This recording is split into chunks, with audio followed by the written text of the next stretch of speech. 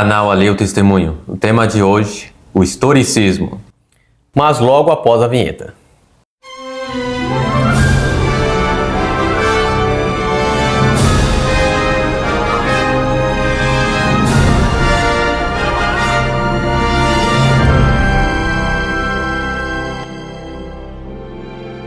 Então falaremos sobre o método bíblico de interpretação profética, que é o historicismo. O primeiro texto está em Apocalipse 1, o verso 3. Bem-aventurado aquele que lê, e os que ouvem as palavras dessa profecia, e guardam as coisas que nela estão escritas, porque o tempo está próximo.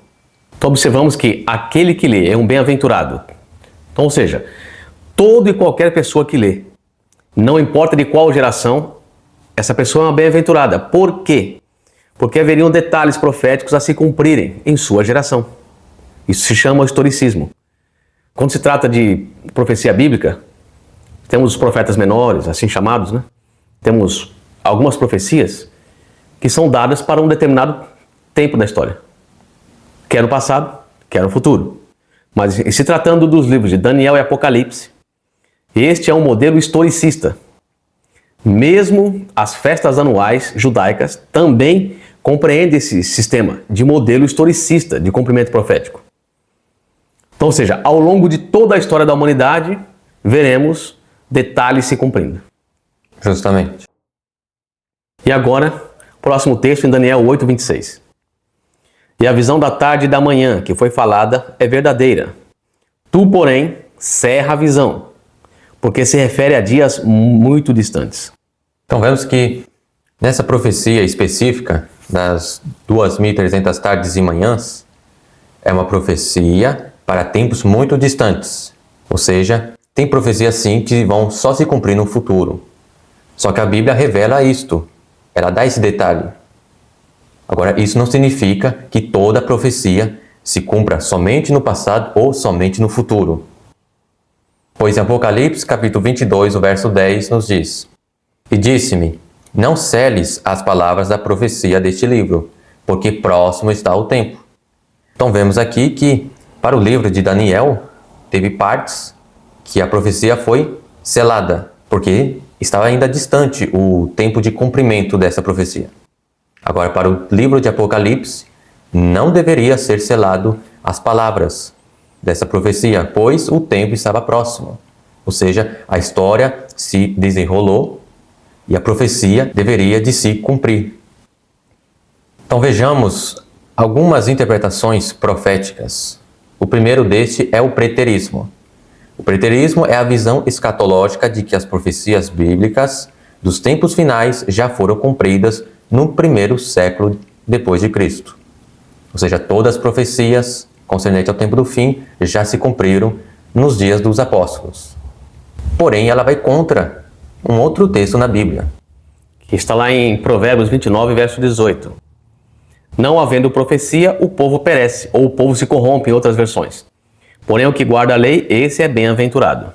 Então, se todas as profecias se cumpriram no primeiro século, as novas gerações se corromperiam? Pereceriam?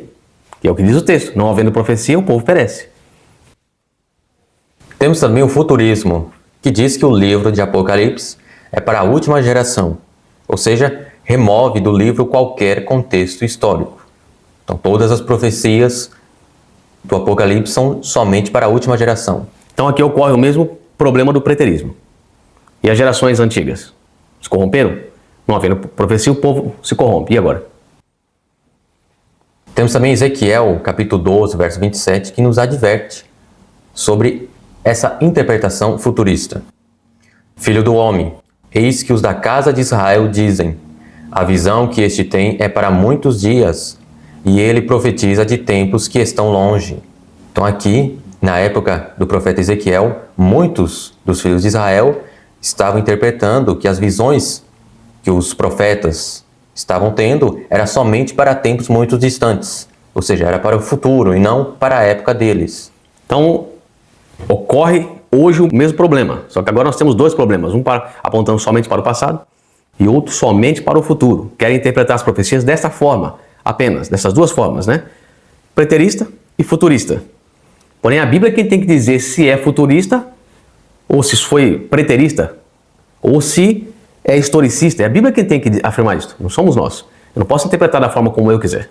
Justamente. E agora em Apocalipse, capítulo 1, verso 19.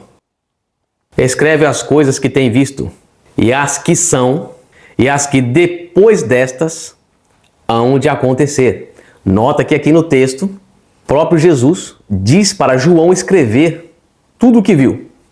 As coisas que estão ocorrendo agora e que irão ocorrer no futuro. Ou seja, é um sistema historicista no Apocalipse. Porém, o Apocalipse é um complemento de Daniel. Então, Daniel e Apocalipse devem ser entendidos como complemento profético e historicista. Agora em Ezequiel, capítulo 1, o verso 5, nos diz: E do meio dela saía a semelhança de 4 seres viventes. Isso aqui se refere a uma visão que Ezequiel teve, a sua primeira visão. E agora Ezequiel, capítulo 1, os versos 8 e 12. E tinham mãos de homem debaixo de suas asas, aos 4 lados. E assim todos 4 tinham seus rostos e suas asas. E cada qual andava para diante de si. Para onde o Espírito havia de ir, iam. Não se viravam quando andavam. Então vemos aqui que esses 4 seres viventes eram guiados pelo Espírito Santo. Temos também Ezequiel, capítulo 10, verso 8. E apareceu nos querubins uma semelhança de mão de homem debaixo das suas asas. Ou seja, essa semelhança de mão de homem é justamente o Espírito Santo. Agora Hebreus capítulo 1, verso 14. Não são porventura todos eles espíritos ministradores, enviados para servir a favor daqueles que hão de herdar a salvação?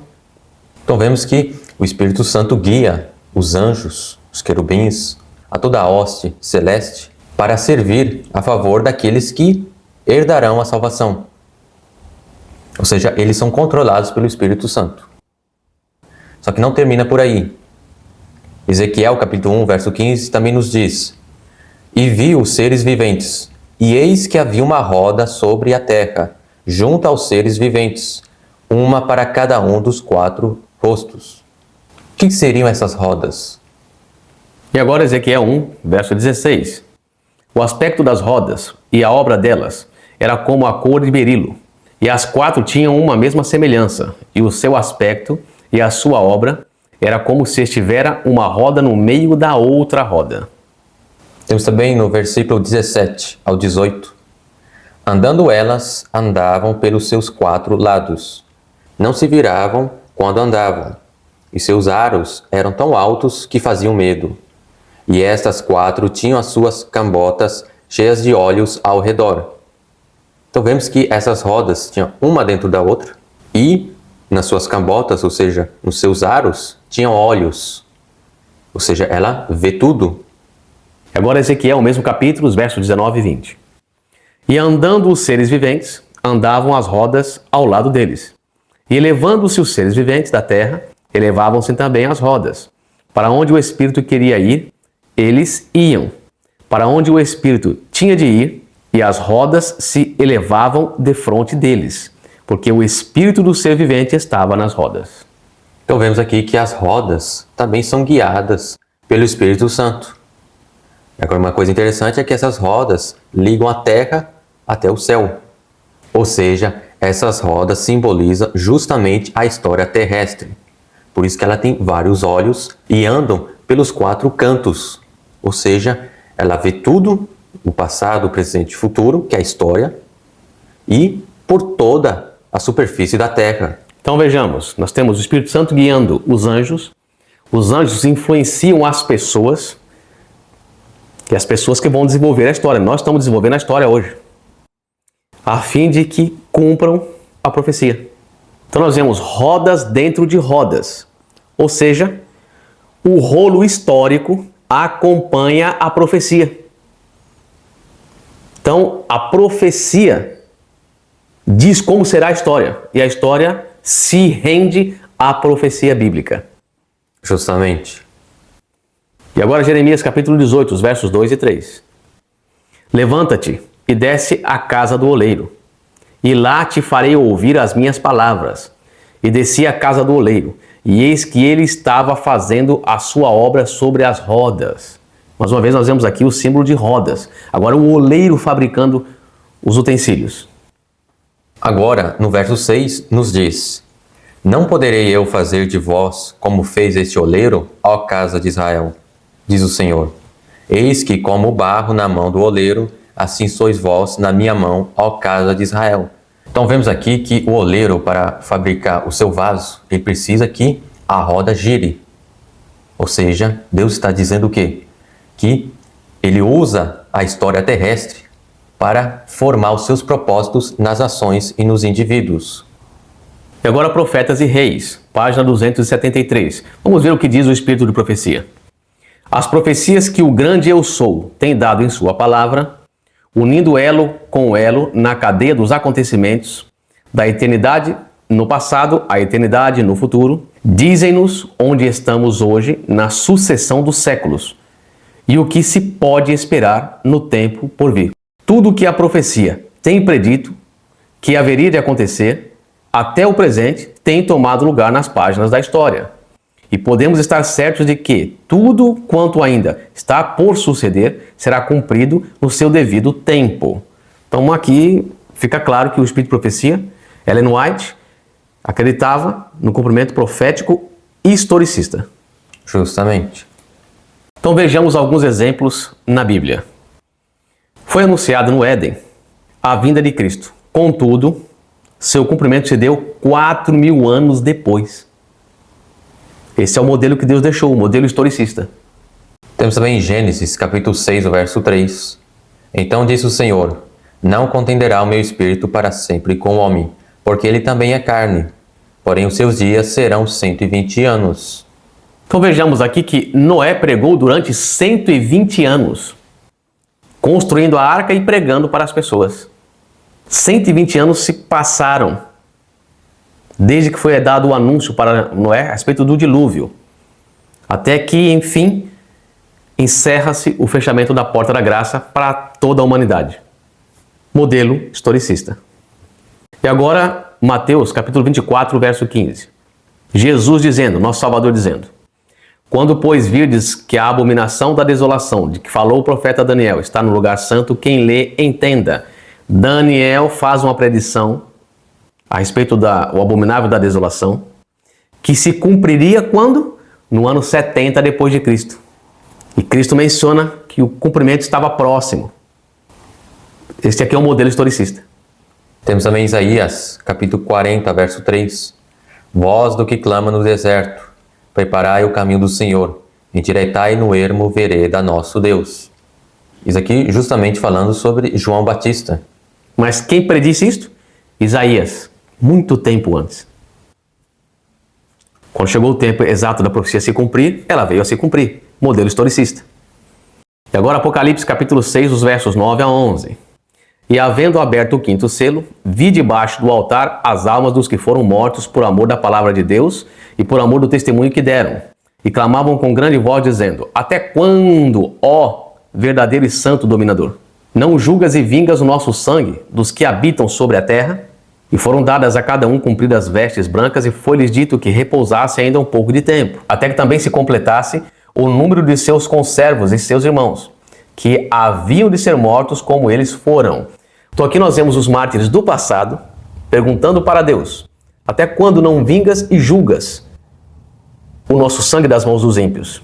E Deus falou o quê? Repouse, porque no futuro virão alguns mártires também. E aí o número vai se completar. Então nós temos aqui um cumprimento profético historicista que permeia uma grande parte da história. Justamente. Agora Mateus capítulo 20, o verso 2 ao 3 e 5 ao 7. Porque o reino dos céus é semelhante a um homem, pai de família, que saiu de madrugada a salariar trabalhadores para a sua vinha, e ajustando com os trabalhadores a um dinheiro por dia, mandou-os para a sua vinha. E saindo perto da hora terceira, viu outros que estavam ociosos na praça. Saindo outra vez, perto da hora sexta e nona, fez o mesmo. E saindo perto da hora undécima, encontrou outros que estavam ociosos, e perguntou-lhes: Por que estáis ociosos todo o dia? Disseram-lhe eles: Porque ninguém nos assalariou. Diz-lhes ele: Ide vós também para a vinha, e recebereis o que for justo. Então agora nós temos aqui um cumprimento profético extenso. E Jesus é quem está dizendo isso aqui. Então nós temos aqui agora a explicação de Jesus, né? Que um pai de família vai assalariar alguns trabalhadores na sua vinha. Então diz que de madrugada ele sai a procurar pessoas para trabalharem. E encontra o primeiro grupo. Então o primeiro grupo é encontrado de madrugada. Segundo grupo nós temos aqui, hora? Na hora terceira. Terceiro grupo. Vemos também na hora sexta e nona. Então nós temos 4 grupos aí. E temos um último grupo. Que hora? Na hora 1/10. Na última hora da história. Na última hora da história terrestre, existe um chamado para algumas pessoas. Tanto que o pai de família pergunta: por que vocês estão o dia todo sem fazer nada? Eles falam: mas ninguém nos pagou. Ninguém nos assalariou. O que significa? Não sabíamos que nós seríamos chamados. Ninguém nos chamou. O pai de família fala: não, mas eu chamei, estou chamando vocês agora. O pai de família representa a Deus. Ele vai chamar o último grupo, que achava que não tinha cumprimento profético para eles. Não, mas tem um cumprimento profético para vocês. Venham trabalhar aqui. Estou chamando vocês para o último período da pregação das 3 mensagens angélicas. Aí eles vão. Depois disso, o que ocorre? Próximo texto. Apocalipse capítulo 14, verso 15. E outro anjo saiu do templo, clamando com grande voz ao que estava sentado sobre a nuvem: Lança tua foice e cega. A hora de cegar-te é vinda, porque já a seara da terra está madura. E agora continua o texto. Apocalipse capítulo 14, os versos 18 e 19. Saiu do altar o outro anjo, que tinha o poder sobre o fogo, e clamou com grande voz ao que tinha a foice aguda, dizendo: Lança a tua foice aguda e vindima os cachos da vinha da terra, porque já as suas uvas estão maduras. E o anjo lançou a sua foice à terra e vindimou as uvas da vinha da terra, e atirou-as no grande lagar da ira de Deus. Então aqui é a destruição final dos ímpios, que também são tratados estando na vinha. Então as uvas boas, Cristo as colhe e leva para o celeiro, e as uvas bravas devem ser queimadas, jogadas no lagar. Então isso aqui mostra todo o sistema historicista. As profecias de Daniel e Apocalipse cumprem-se num sistema historicista, abrangem toda a história terrestre. Então, a cada geração há o seu elemento profético. Assim como foi falado aqui a respeito da parábola que Jesus conta dos assalariados. Mas não sabíamos que tínhamos que trabalhar para o Senhor, não sabíamos que tinha um cumprimento profético onde nós trabalharemos para o Senhor. Cada um no seu tempo. Então, eis aqui o estudo, e vemos aqui que o método bíblico é sim historicista, ou seja, a profecia se cumpre durante toda a história terrestre. E agora no próximo estudo falaremos sobre o capítulo 2 do profeta Daniel. Deus nos abençoe e os aguardamos até lá. Amém. Amém.